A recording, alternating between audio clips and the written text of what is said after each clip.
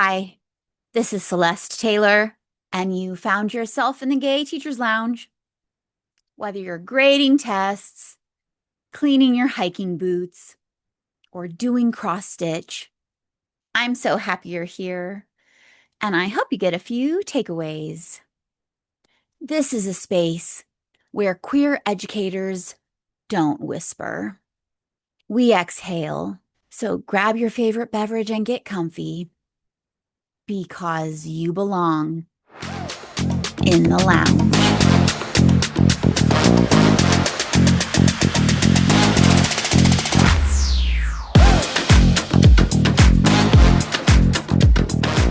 Today's guest is someone who spent nearly a decade in elementary education before stepping away from their classroom and into nonprofit work. They showed up not just as a teacher, but as a safe space for students navigating who they were in a world that doesn't always make that easy.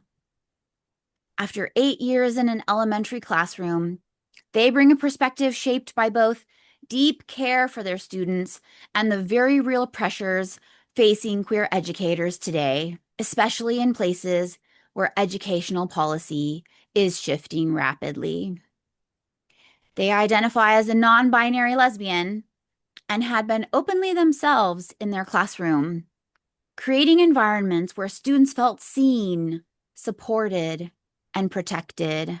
But their story also highlights the quiet and not so quiet ways queer educators are policed. From being questioned about how they dressed, to being scrutinized for simply existing outside of traditional norms. Their experiences speak to something bigger happening in education right now.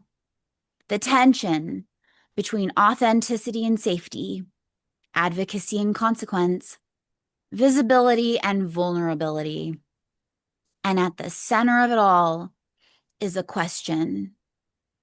What does it actually take to create a truly inclusive classroom when the system itself may be working against you? Welcome to the Gay Teachers Lounge, Keira. Thank you for having me. Thank you for being here. I think that was probably one of the heavier intros I've done for anyone. I appreciate it. It's just my vibes. Well, so share. You were in education for 8 years before you walked away. And I'm wondering what your career, if you can give us a little snippet, during those 8 years look like. Were you at the same site, grade levels, all of that? What did all of that look like for you? So I taught pre-K for most of my career. I started off in pre-K and then I didn't have the best experience my first year. And so then I actually decided to leave for a little bit. And those 2 years, actually the second year before I went back, I actually ended up long-term subbing as a kinder teacher. And then they didn't have a position for me. So then I went back into education and got hired here in San Antonio. And for 3 years, I taught pre-K again, but I was the English as a second language teacher at my school. And at that time, I was the only ESL teacher, and the other three were bilingual as well as PPCD at the time, is what they called it. And then during COVID, actually, they decided to move me up. And so I went to a different school and they moved me to fifth grade. And so I taught hybrid. And so I was teaching fifth grade both in person and online. By the end of the year, I had 10 kids online and then I had 17 in person with the plexiglass and all that, the 6 feet. And I was in a portable. It was fun times. We were very Wow. close knit. And then I taught second grade at that same school. And then there were some things that happened, which I know we'll probably get into. And then I ended up switching to a charter school and I taught kindergarten math. They specialized in specific content areas. Hmm. And so I was the only math teacher in kinder. And I taught my homeroom and then two other classes and we would switch. Hmm. It was a lot of fun. I loved it. Good. But then after that, I actually ended up switching at a different charter school and I taught second grade. Wow. That was an interesting time as well. Just going from like public school to charter schools is just like a whole other experience. Hmm. And then I ended up leaving that school too. And then I moved to another school that's actually, so they get their money from taxpayers. And I taught pre-K. And so in that school, you have 3 and 5-year-olds in the classroom Together, together. 3 and 5-year-olds. Yep. Okay. All right. Yep. So it's essentially TK to K all looped into one. All looped into one. Hmm. All looped into one. I'm presuming the kids need to be potty trained by the time they enter this program. Yes, they Okay. have to be. But there are still like always those underlying issues, right? Like there's always Right. that one kid that has accidents. Sure. Most of them were potty trained, but I did have a kiddo that like just had accidents quite frequently. Random parts of the day. Like I would say like at least 3 times a day.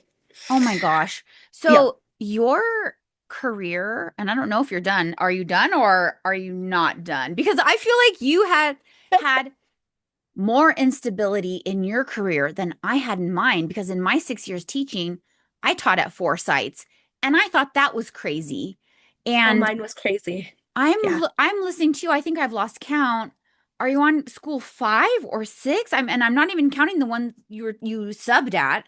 So it sounds like you taught at I want so to many schools. say probably at least 5. Yeah, I think I switched almost every year except for the school that I was at where I taught fifth and second, and pre-K because I was there from 2018 to 2020. So I guess that was like 2 school years.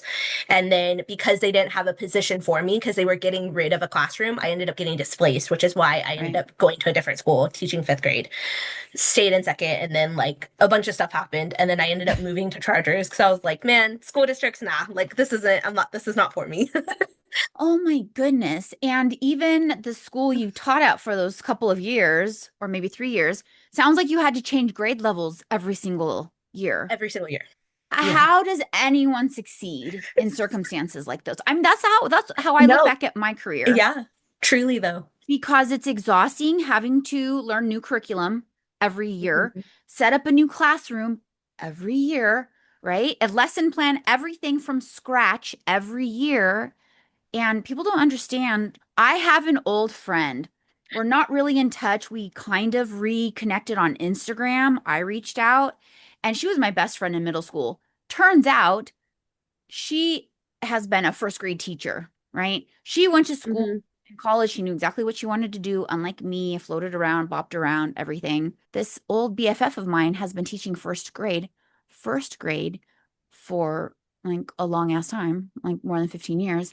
And she was at the same school in the same classroom, and she was telling me about her career. And I'm like, oh God, just like, how do some people get lucky Right. with a situation like that? Uh-huh. And then there's those of us like you and me bounced around, bounced around. That's exactly what happened to you. Getting displaced happened to me my very first year teaching.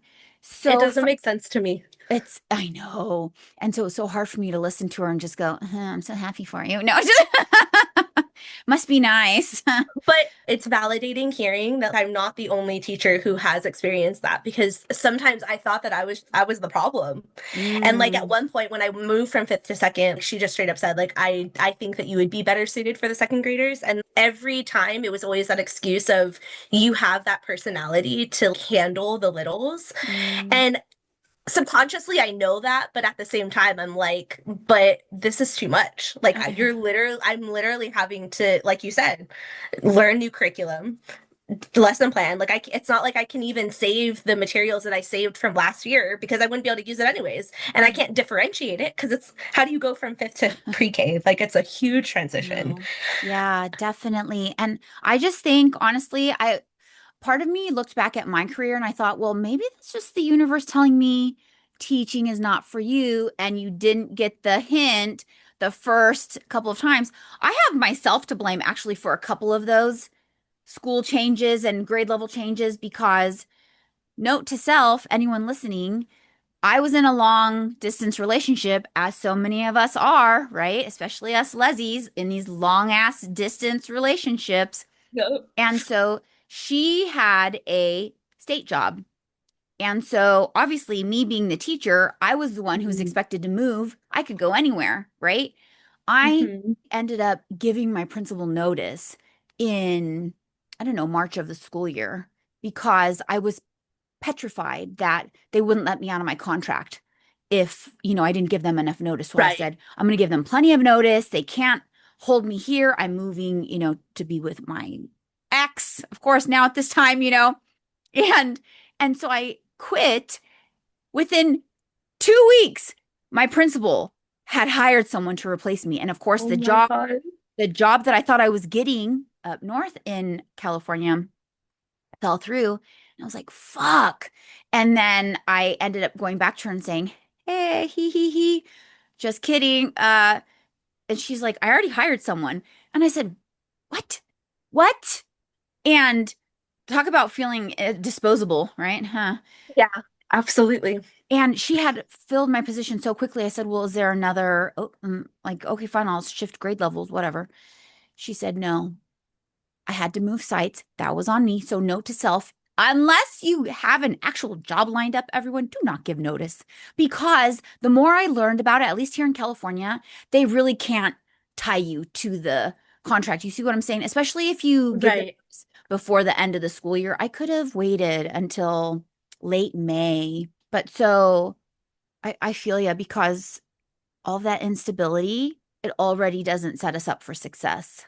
It really doesn't. Well, the instability and knowing that we are disposable, that they'll hire anybody, it's not even validating because then at one point, like during the year, they're like, oh, you're doing such an amazing job. But then they can replace you so quickly. And you're like, did you really feel that way about me? Right. And I mean, even though it was our choice to leave, right? It's one of those things where at the end of the day, it is just a job, right? And they will find somebody else if you Yeah. decide to leave. And it's unfortunate. Yeah. Pretty hurtful to have had it done in 2 weeks, but I Yeah. No, that's crazy. I know you shared an experience you had at a field day at one of your schools. And I don't know why I was presuming that all happened to your last year. And that was kind of like part of like the final straw that just sealed it for you. But when did this happen, this field day? And you want to share the story with everyone listening because I know you shared it with me in your questionnaire. Yeah, definitely. So I was in second grade. It was during that same school where I taught fifth and second. And so we had about 5 or 6 people on our team. And I decided because it's really hot in Texas, I wanted to wear shorts. And I had to obviously make sure that it was okay that we wear shorts because for women, that's a thing. Um, you can't wear the shorts. They have to be knee length, it's a thing. Oh, wow. Or at least here in Texas. Anyways, I wanted to wear shorts, and so I got permission to wear shorts. And I said, you know what? Like it's really hot. I want to wear a cap. And that like we don't usually get to do that, right? And I tend to wear my caps backward. And so during the day, it was probably like halfway through, I vaguely remember getting kind of like side looks from my teammates, but like I just didn't think anything of it. I'm like, it's whatever. It's probably hot. Like they're probably grumpy, just like I am. At one point, one of my teammates came up to me and said, hey, Keira, you have your hat backwards. And I just looked at her and I said, yep. And she said, you might want to put it forward because it might just resemble to the kids that like you're in a gang and it just might send the wrong message. And I just looked at her and I said, really? And she said, yeah. So just to appease her, I put it forward. You better believe when I walked like a mile away, I put it back. But later I found out that from one of my actual friends that was on the team, I had found out that they had actually created a group chat and it was a different one of my other teammates. So it wasn't even the original teammate that told me. She was the leader at the time, the one that came up to me, like the team Mm, lead, of course. yeah. And so my friend had told me that there was a little group chat going on that basically stated, hey, is somebody going to tell Keira that her hat is really inappropriate and that she needs to wear it right? And Oh my it gosh. was crazy. Like when I found that out, I was like, what the hell? And so then dismissal happens. And when I was at dismissal, we're outside, we're like waiting for the kids to get in their cars.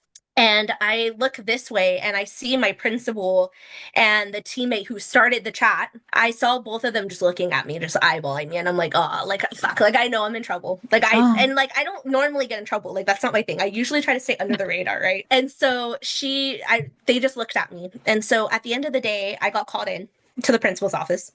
And basically, they stated, hey, in the code of ethics, like you cannot wear, like because of dress code you can't wear X, Y, and Z. And I have always been very afraid to advocate for myself because especially with like authority like that, like it's just always something that has been very uncomfortable for me. Like I said, like I very much want to be under the radar, Mm. don't want to cause trouble. It's like I'm there to do my job, right? Yeah.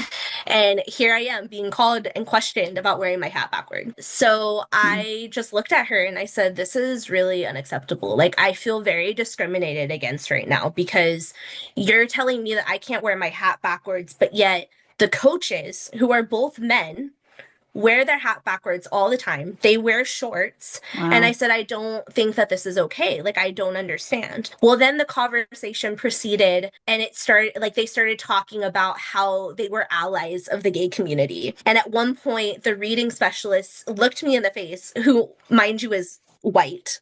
And she looks at me and goes, oh, I'm a huge ally. I have a bunch of books that indicate the LGBTQ community. Like it's very much that representation right there. And then my principal said, I have a lot of gay friends. Oh God. Or I have a gay friend, not the Oh my, lots. I think she said, I have a gay friend. oh my God. I didn't know what to say. I What? did not know what to say. Because when they I say was like, stupid shit well, like that, there's yeah, nothing to say. yeah. There's nothing to There's say. nothing. There's nothing. So I just looked at them and I said, okay, cool. But right now, I'm telling you that I feel discriminated against, and I'm letting you know right now that this is probably a reason why I'm not going to come back next year. And Hold I up. left it at that. Hold up. I Had left it at that. had you given, is this principal male or female? Female. I had a feeling. Okay. So had you given her, I'm presuming she's a she, her notice before that? Or did you just say it in Not the that official. moment? I just said it in that moment because I was so heated. I was just like, oh my God, like this is not okay. Like you cannot treat people like this, you know? Oh, yeah, yeah. Well, I ended up giving them my official like later, but it was one of those situations where like she had me come in and sign the paper and like Oh write. my God. I remember at that time I had to physically write like, hi, I am leaving. This is my formal resignation. I am leaving. Like, my last day is this day. And I remember signing it and I remember looking at her and being like, so I am going to get paid through summer though, right? Oh my Because gosh. that's always a scary thing, right? Like, if Yeah. you sign too early, you don't, like, you actually don't know if you're going to get paid or not. That's a thing here. That's not a There's always that thing fear. here because Okay. at the beginning of every year, we state whether or not we want our salary to be split between 9, 10, or 11-month checks, like 11-month payments. Right, right, right, right. So even if even if when I quit or whatever, I would have continued to get my checks through, I think it's July. We don't get a check in August. Well, because then school year starts in August, but Right. I um think the same rule applies. Like I don't know if it's, I don't ever remember signing something where it was 9, 10, or 11. I know some schools do it, but there's always just that fear, you know, because you yeah, want to get paid, right? right. And charter schools, some of, well, that's a whole other story, but sometimes they can fuck you over. With TIA, especially, you guys have teacher allotments. Or do you Explain. guys do that? Okay, so the teacher incentive allotment is something that we do here where basically teachers get a bonus. So if they do really, really well on their T tests, No there's way. three different levels. Yep, there's three different levels of bonuses. So it can be anywhere from eight, no, actually, probably a little bit lower, maybe like six to like 20. Like it really just depends. And it's based on your T test score. A 6 So to 20% bonus? We don't and get it's and you bonuses get it here? No. and you get it for 5 years. And What? so yeah. And the only reason that I know this is because they started it a few years ago. Like I want to say probably like four, and I've never qualified. Well, because But how would you as a TK teacher, like your kids don't test? Do they? What test would you give them? no, but it's based on T-test though. So like just however like your scoring, like however your teacher evaluation, how well you do on it. Oh, your test, not the students' test Not results. the two, yeah, your tests. Oh, I've never heard of this. I've interviewed three other people from Texas. I'm like, what? What is it? Tell me what? Wait, what? You are Yeah, no, evaluated it's as a very cool. teacher by your principal every year? Every year. So as a first year, typically, yeah, so I don't remember like the like what the acronym is, but it's basically like a teacher evaluation. So they observe, there's four domains, and they basically observe how well your planning went, how engaged the students are, what the lesson actually is, like the scope of it, right? And Mhm. then if there's like an assessment or something, like they usually base it off that. Like there's four different types Ugh. of domains. There's four domains though. And so typically as a first year teacher, you get observed your first semester and then the second semester. And then it's usually once a year. And Okay. so with the TIA, it's usually based off of your score. You have to show data. And so it kind of has to do with that too, because the T test is part of that, or it's part of the T test where you have to like make sure that your kids are growing, right? And so it's usually just like a little portfolio, and you're like, hey, here's like all of my artifacts of X, Y, Oh, and Z based on whatever you do. And so every principal does it differently. Sometimes they'll just go in and like they don't usually let you know. okay. Typically most principals they'll have a pre-observation because they're expected to. Okay. They'll do a pre-observation where you go in, you say, hey, I'm doing this lesson, this is what my kids should know, these are the teaks and all of that. And then you do the observation. They're in there for about 45 minutes, and then the post observation is when you go over everything, and then it's a 1 to 4 scale rate. Okay, this is mind blowing to me because yeah, definitely especially when you start with a new district here in California, you're going to get observed. I believe it is twice a year, maybe even 3 times a year. And you're given an evaluation, but there's no bonuses based off of that. Your salary is your salary. So that's Mhm. amazing to me to hear that teachers can get bonuses in Texas. It's really, really nice. Is it statewide, do um you think, that program, or was it only where you were I'm pretty teaching? sure it's statewide, yeah.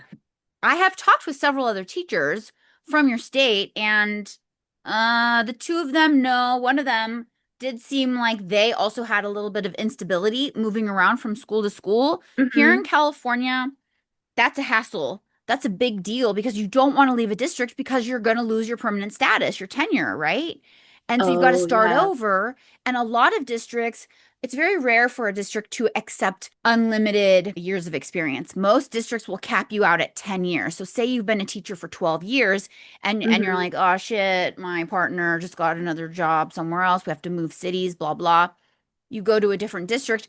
Well, the new district is probably going to tell you, sorry, we only accept 10 years of service. So you're going to, instead of being in year 13 on the pay scale, on the salary schedule, which is where you should be, you're going to Mm. be in 11. And so people lose money that way too, right? And they lose their permanent status. So I think It's unfortunate. it is because in what other industry does it happen? I mean, maybe, hey, tell me, people, maybe that happens in other industries and I am unaware. But I feel like it's a teaching thing and it's a shitty thing, and teachers are shat on a lot of the time. I'll get off my soapbox now. But so, But it's very true, though. It is very, very true. yes. Well, so, okay, what was your relationship with that second grade team like before that whole field day incident? And what changed for you after that series of experiences that day? That's a really good question. I feel like there was always some tension, like a little bit, but never enough for me to question it really. I felt like I was just always doing my job. The only thing that she would always get on to me about was being late, which to her it was if I wasn't there at 7:30, she would get mad. That's But the the kids team didn't lead? come in. hmm Okay. But our classes didn't actually start till 7:45.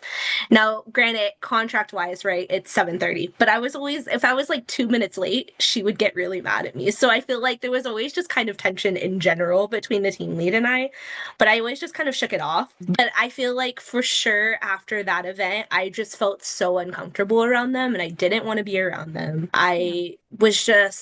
I felt like that trust that I thought I had with them just completely went away because I'm like, one, you're talking about me behind my back. Right. Two, if I make you uncomfortable, that's fine. But like, I would rather you tell me to my face. But for you to not only make a separate group chat, but then tell the principal, I'm like, that's a whole other situation. Like, I just Yeah. feel like there's just that cattiness, that high school behavior that I feel like is just so.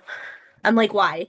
I did not 100%. leave high school just to, be in it again. 100%. There seems to be an issue with a lot of people who go into education who are stuck in Mhm. these old habits and like little cliques. You know how in high school there's nothing but cliques? Yeah, people don't understand how hurtful they're being, how exclusive they're being. That's the thing with you, though, too. You just said something along the lines of, there's tension between you and your lead, but never enough for you to really do or say anything, and you'd shake it Mhm. off. They know how to toe a very thin line on like, let me be abusive, but just enough to not give any substantial evidence, right? Yep. Right? Yep. Them mistreating you. Hmm.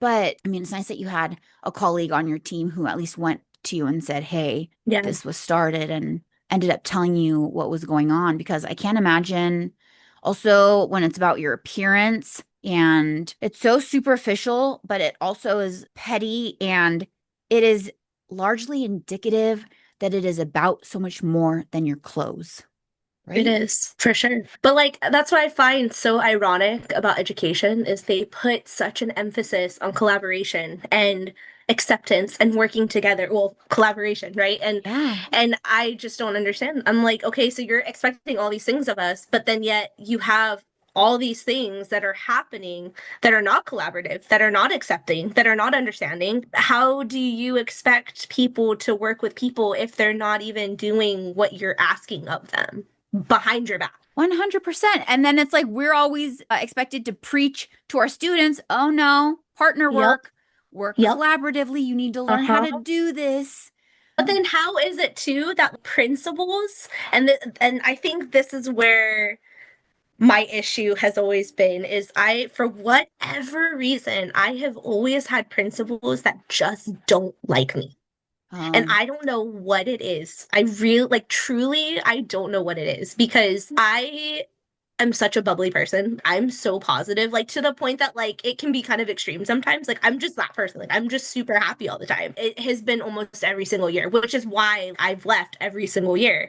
But that's what I don't understand is it's always these people that love favoritism, that yeah. love gossip, that love Yes. causing drama, that are these higher like high, like these people that are higher ups that get paid a shit ton of money to just be assholes to the people below them because they think less of them. Like it makes no sense to me. And like that's Yeah. the one thing aside from like being queer, right, in the education, it's just always irked me. Like, I've just never understood why. I'm like, you guys should be like the nice people in this. You guys should be helping, and instead you're the ones that are causing all the issues. It's so unfortunate. And I found, so what is it? Out of the four schools I taught at, I had two male principals and two female principals. And oddly enough, the male principals, I think they are overall less drama.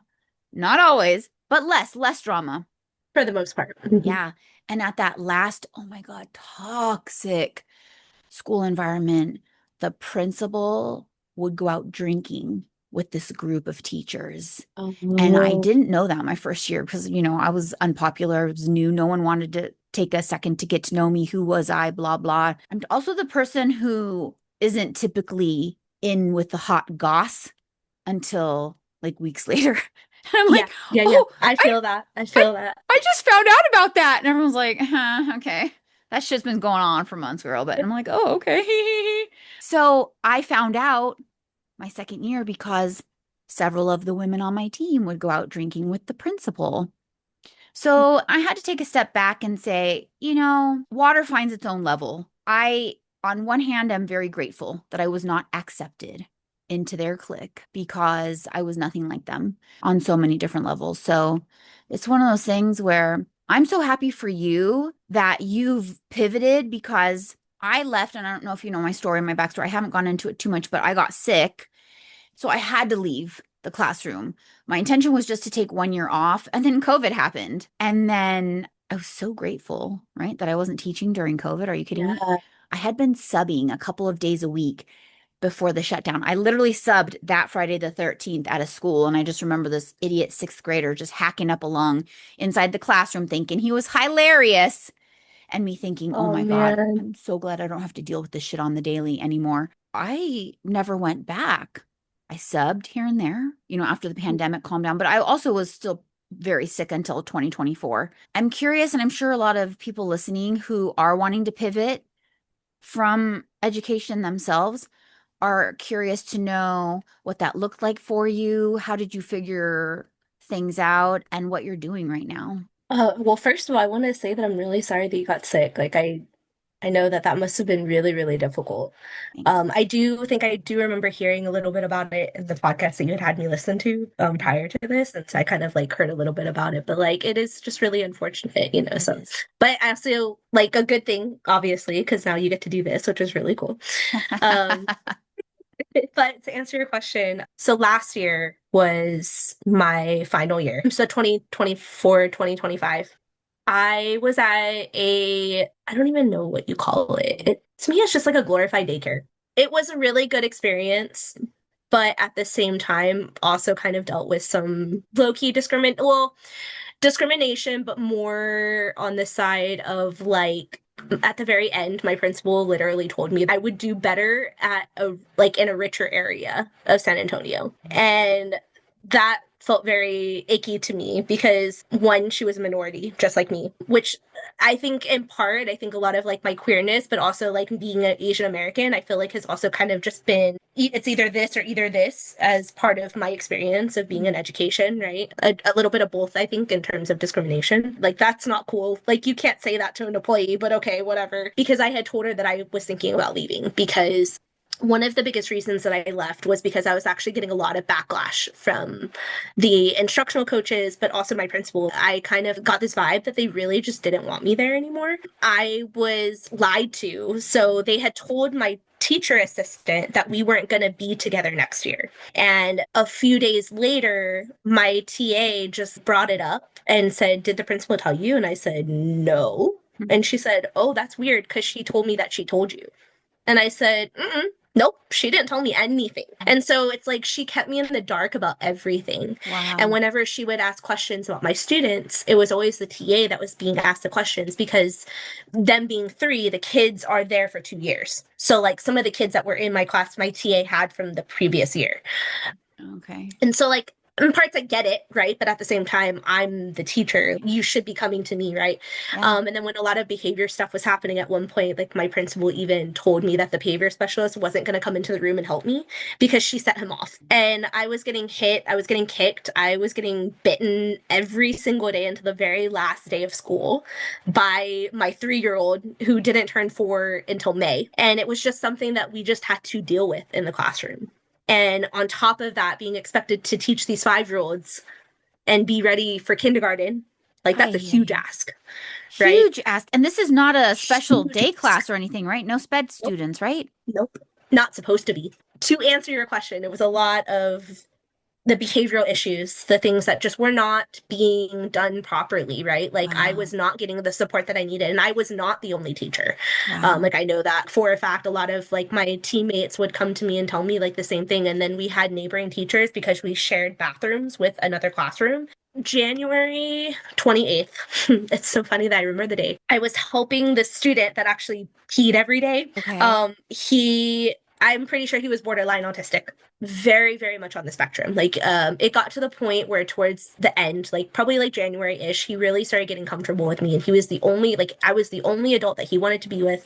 I would play with him all the time. He always asked me to like go build blocks with him. Like that, like him and I had a bond. And I think that's also why I feel like a lot of people were intimidated by me because I'm not maybe not even intimidated is the right word, but just I'm very good at building relationships with kids. And that's like, I know that that's one of my strong suits. And so maybe like when it comes to like that jealousy, maybe that was also an aspect, right? Yeah. So this one particular day, he was having a really, really rough time. I don't even remember like exactly what was happening, but I had finally gotten him to calm down and I sat him in the chair and I remember he was trying to pick something up from behind because his chair was in front of the counter that was behind us, and we had like a couple toys or something that was like behind there that he really wanted. And I finally got him to like sit down, and he started rocking back and forth, and he hit me in the head because you know how they say that you have to be eye level with the kids. Oh, yeah. Um, his head and my head collided really, really hard, Oh. and I ended up getting a concussion that day.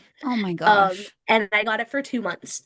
And I was still expected to go to school every day and work and do lesson plans. Sounds like a That nightmare. I was having to deal with. Yeah. Like finally got better. The thing that's crazy though about me getting that concussion is that at the time I was told by one of the admin that I wasn't allowed to tell the parents. You weren't allowed to tell that kid's parents that that kid gave you a concussion? What? Nope.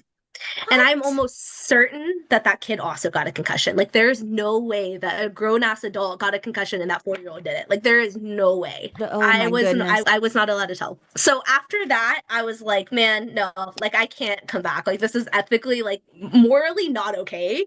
And the fact that Oh, they weren't even helping me with the behaviors and stuff that were yeah. happening, I was like, nah, like I'm out. I'm out. Like I can't do this anymore. And so that's the biggest reason. It's just that Jeez. administration just I mean, I don't know how it is in Cali, but here in Texas, they are awful. They do not care. They do not care at all. And it's really, really unfortunate. And a lot of my teacher friends are going through it. My wife went through it. She had a kid that literally like cornered her in the middle of her room with a pair of scissors and was trying to stab her because he wanted a Yeah. ruler Oh during my instruction time. gosh. Because he wanted to craft. And mind you, this is a fourth grader too. Frightening. I'm hearing stories, crazy ass stories like those. I am definitely hearing those stories from teacher friends, but yeah, I think it's because, and I don't know about your state, but California has become very lenient. So, and maybe it is a whole countrywide thing where parents have been demanding so much more authority in classrooms on schools, which they should not have. So they don't know what the fuck they're talking about. Mm, And it's all about, it all stems from them wanting X, Y, or Z, whatever that is, for their kid, right? And then they go and do all these lawsuits to make sure that there's a law passed so that they can have X, Y, or Z mhm. happen for their kid. What they don't realize is that they've just now created a fucked up system for teachers, Everybody. everyone in the education system, everyone. And so I worked with a lot of caring principals that was already now, God, years ago, but there's something has to be done.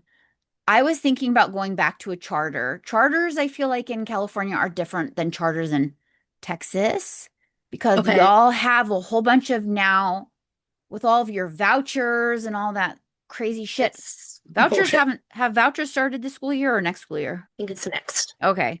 Mistaken. Yeah. And that's going to like totally oh my God, It's gonna mess up everything. I can't Yeah. even imagine for your state. I Hmm. can't even imagine for teachers. But I was looking at a charter that was Waldorf inspired, but because I've had so many horrible situations at schools, I went online and I was doing all sorts of research. Tell me about this school. Hmm. And all of these negative reviews came up from previous teachers. And I said, Uh, thank you. That's all I needed to know. I ain't yeah. going down that road again, Yeah. right? Heavy workloads, unsupportive admin. And I'm Hmm. not sure if it's what it is with admin nowadays, if the burdens from the state are just greater now for them or what's going on, but I don't know. I don't know. I think we cater too much to parents, you know? I think that's at the end of the day, that's what it is. You want me to support these kids, but how am I supposed to do that if the parents are demanding X, Y, and Z that I can't do or that you can't do, but yet you're still doing it? Exactly. And then we get in trouble for it. Like it makes no sense. Well, and could you imagine? I mean, I'm presuming you as a queer educator in Texas, you never read any queer storybooks to your kids, did you? I did for a couple of my classes. So for Oh, my yeah. second grade class at the two charters that I was at. So the charter that I taught the kinder math, it was actually, I will say, probably my best year, not only because I was teaching one subject, but just because I was in an environment where it was the most supportive. That's where I met my wife. And that's where Hmm. most of my friends are from. Like I feel like I gained like a really cool community, but I feel like that school in particular was very unique. Um, but then when I actually moved to the other school, I don't know if I wrote this in the interview questions, but I actually went by mix that year. Oh, yeah. And I got a lot of lashback from that which was kind of interesting. Not necessarily from the principal, but from like other parents that weren't even part of my classroom. With that, I did read a lot of queer books. And then actually that same school where I got in trouble for my hat, I also read a lot of queer books. The funny thing about that actually that I was gonna mention to you because I thought that you would be interested in knowing this. It was really cool because one of my kids actually came out to me, and he was a Mm. second grader, but he had come out the prior year. The crazy thing about him coming out though is that like, I mean, he wasn't like asking questions, but like he knew about my wife or my partner at the time. Actually, I wasn't married at that time. But he knew of a partner that I had at that time, and so like we were just talking about being gay, and like he was just so excited, and so I would show him like queer books and stuff. Well, I don't know how it happened, but there was a time when his mom called the principal super livid and stated that I was talking about sex to the kids. Mm. And so then I got in trouble, and she came at me and she was like, "So what's happening in your classroom?" And I was like, "First of all, I'm not doing that. Like I'm doing what I'm doing the teaks, like I'm doing what I'm Yeah. expected to do.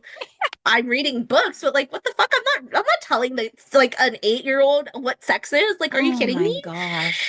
And so it became this whole thing because I think just me talking about my sexuality was a huge deal. And so I think Yeah. that's where like a lot of the backlash came from and that misunderstanding, right? But it's just unfortunate how that happens, right?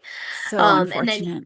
even at that other school where I went by mix, like a lot of my kids were accepting, and like it got to the point where like even my kid, like one of my kids, she has a mom who actually just recently got engaged to her now girlfriend. But at that time, like she was telling me about her mom and how she was gay too, and she was so excited. And like whenever people would say, "Oh, you're so gay," or just like make those demeaning comments, like she was Yes. always that first person that would be like, "Nah, like you gotta talk like this," or and so that was kind of cool, mostly because I was out, but then so was a first grade teacher. So we were both like the two lesbians that were part of the school, that people knew about, but for whatever reason they wanted to hate on me, probably because I was new. Mm. But so that was like a whole other thing. I read a lot of them, so That's it was really awesome. fun. Hmm. I mean, I was just talking with my previous guest about, Katie Rinderly, who got fired in Georgia for reading My Shadow is Purple. It's fucking insane, right? I'm so glad she is It's teaching at, insane. at a different school now, and she didn't lose her teaching license like they tried to do with Melissa Calhoun in Florida. And Hmm. it's just, I interviewed another mix. They were actually my first guest on this podcast, Oh, Casey. yay. And, but lots of shit. I don't know if you know this, but here in Texas now, there's a lot of backlash, especially the biggest districts here in San Antonio, like the big districts, they're trying to lash out at like Abbott and all of like of the government because they are expected to put the 10 commandments in our classrooms. Like that's an expectations for teachers right now. Right. And then it's a new law right now where if a teacher comes out and a student is uncomfortable, they can get reported, and that can potentially result in the teacher losing and getting their license suspended. Oh my gosh. Suspended or totally revoked? I think suspended. And wow, and then they'll lose their job probably. Yeah. Because one student is uncomfortable. Uh-huh. Oh my, see, and I'm telling you, And giving see, and you can't, federal yeah, it's crazy. And so like I think that's also like another reason why I left, because I'm like I can't do this. Like I can't be, yeah. and like being mask presenting, like it's just an added layer, if you will. And so it just makes it really difficult just being out and wanting to just be yourself. Like even, and so actually when I was telling you that I was subbing too, Mm-hmm. it was okay for the most part, but like the biggest questions that I always get even in my 8 years is, "Oh, are you a boy or girl?" And Mm, that's always a question that I always got. And like, not that it ever bothered me, but this past year when I was subbing, it hit home, yeah. because it's one of those things where like now if I say anything, who knows what could Yeah. happen. Oh God, yeah. And I couldn't imagine. I mean, subbing is so rough in and of itself. And to then have that whole other annoying layer on top of it every time you walk into a classroom and then you're asked that stupid question and then there's the tension and then you don't know if someone's going to Mhm. report you Yep. because they just don't feel comfortable. Hmm. Yeah. It's interesting It's really times for sad. sure. It is. It Yeah, is very sad. definitely. And this goes back to, and especially what you're saying right now, it just goes back Hmm. to giving not only parents, but students way too much power to have in a class or a Way too much. school. Way too Way much, too way, much. way too much. And honestly, I think that's what it has been keeping me from going back. Any listener of this podcast knows that there is a lot happening in Texas right now in terms of policy. And especially what you shared with me in your questionnaire about mandated outing, which we really haven't touched upon on my podcast yet in any episode.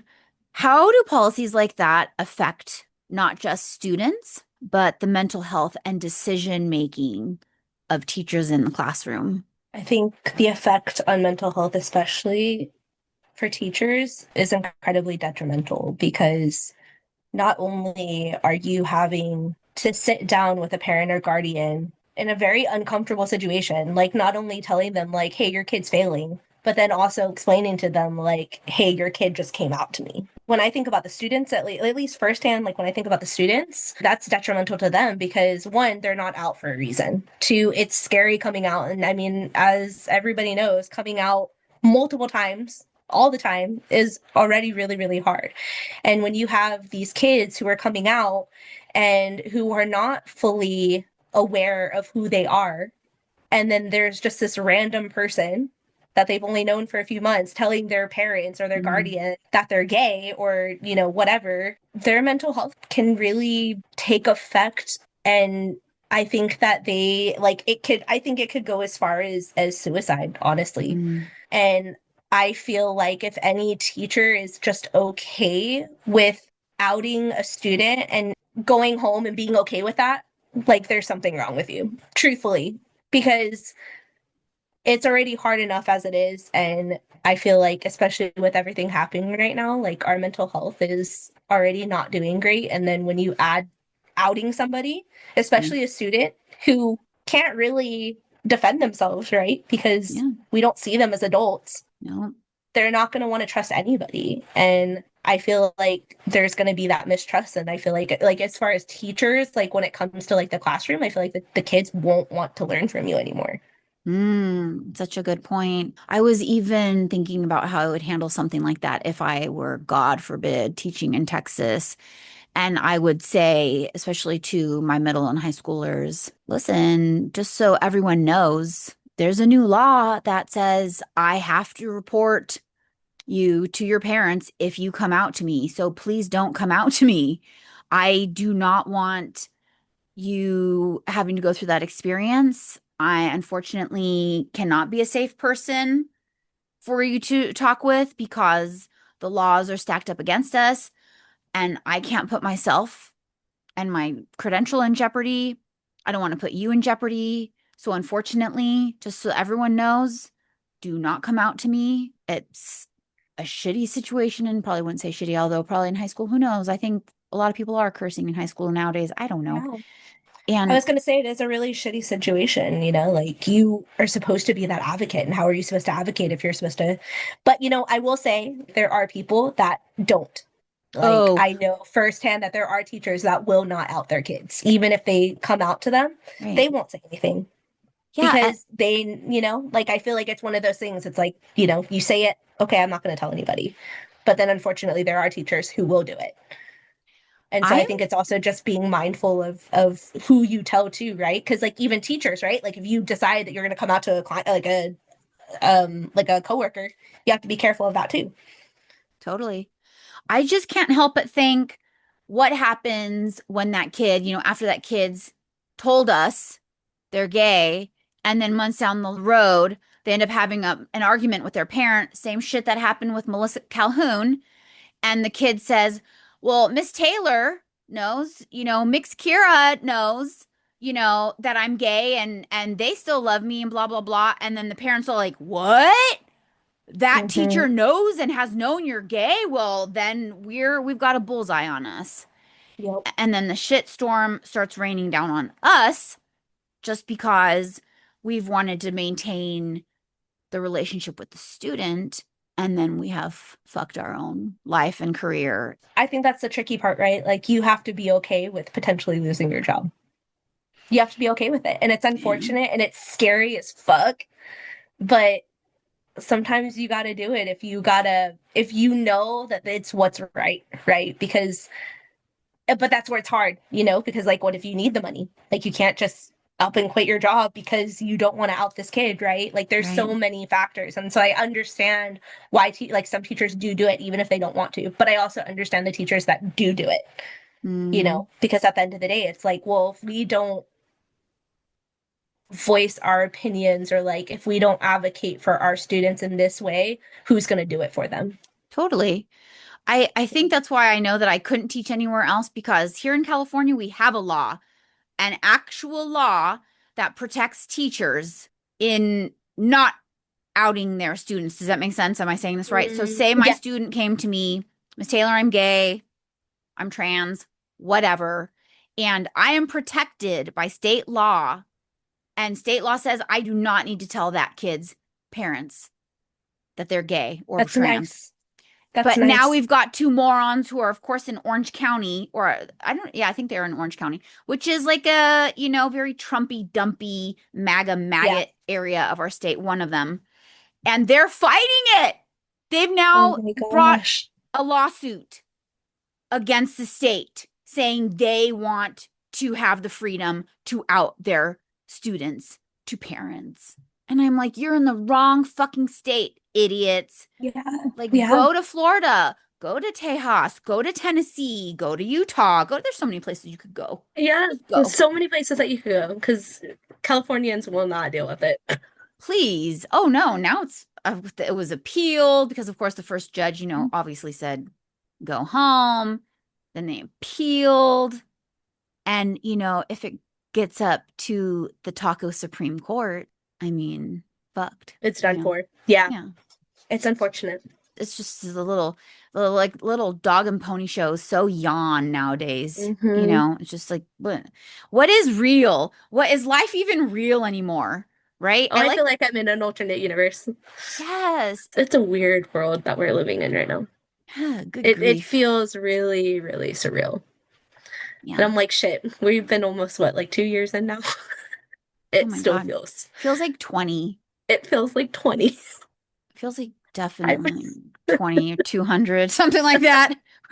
We're deep in the matrix, we let's are just say. deep in. Oh my goodness. I Oh yeah. man. Well, so to wrap us up, do you want to share with everyone what gay thing or things you've been doing to keep yourself sane? Ha ha ha in these times?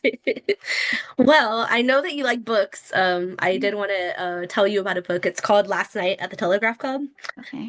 So I got to read that, but it's because it's about a queer Asian American, and I got to speak on it, which is really cool. Oh, that is But cool.